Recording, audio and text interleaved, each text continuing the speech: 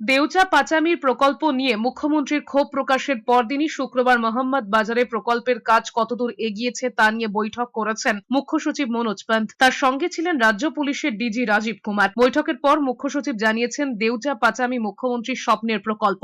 গ্রামবাসীদের স্বার্থে এলাকার সার্বিক উন্নয়নের যে পরিকল্পনা নেওয়া হয়েছে তাও দ্রুত সম্পূর্ণ করা হবে। শুক্রবার দুপুরে বোলপুর স্টেশনে নামেন মুখ্য সচিব এবং ডিজি। সেখান থেকে মোহাম্মদ বাজার বিডি অফিসে যান তারা। সেখানে উচ্চ পর্যায়ের বৈঠক করেন তিনি। উপস্থিত ছিলেন জেলা শাসক বিধান রায়, বীরভূমের জেলা পরিষদের সভাপতি কাজল শেখ এবং স্থানীয় প্রশাসনের আধিকারিকরা।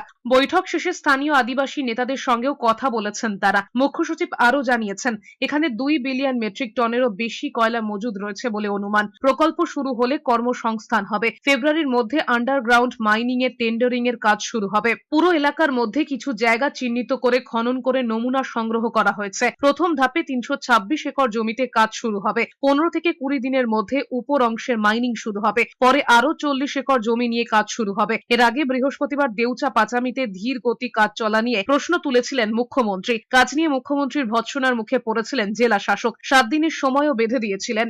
হ্যাঁ, এটা যে শুরুতে নেওয়া হয়েছিল, যেহেতু আমাদের টেস্ট ড্রিলিং করার জন্য কিছুটা পুরো এরিয়ার মধ্যে বিভিন্ন এরিয়া চিহ্নিত করা হয়েছিল। সেই চিহ্নিতকরণ করার জন্য আমাদেরকে আগে ছোট ছোট জায়গায় বিভিন্ন জায়গায় ড্রিলিং করার জন্য, যেহেতু ড্রিলিং করে স্যাম্পল নিয়ে আমাদের যে সেকশনাল ড্রয়িং গুলো হয় এটা তৈরি করতে হয়, কোন ডেপথে কোন সিম আছে। এখন পুরো এরিয়ার মধ্যে আমরা বিভিন্ন এলাকায় যখন ড্রিলিং করে স্যাম্পল তুলবো, তখন জিওলজিস্ট বা যারা মাইনিং ইঞ্জিনিয়ার্স আছেন ওরা আমাদেরকে বোঝাতে পারবেন কিভাবে কোল এক্সট্রাকশনে আমাদের প্রস্তুতি নিতে হবে। এখন আমরা একটা স্টেজে পৌঁছে গেছি যেখানে 326 একর মতন প্রথম ধাপে ফার্স্ট ফেজে যেটা আইডেন্টিফাই করা হয়েছে ওটাকে আমরা কন্টিনিউয়াস করছি।